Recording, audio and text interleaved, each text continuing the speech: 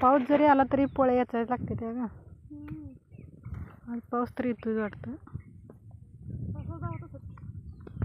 अजून 18 तारखेपर्यंत दाखवत आहे.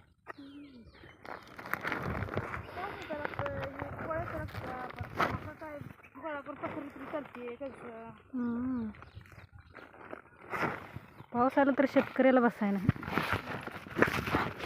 त्या पावसात जरी म्हणलं तर त्याला करायला लागतं.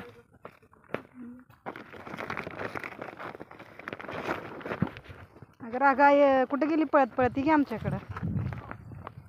दोन्ही बी सारं संगच घेतलं काय. पाऊस यायला लागला म्हणून पळायला लागले. काय झालं.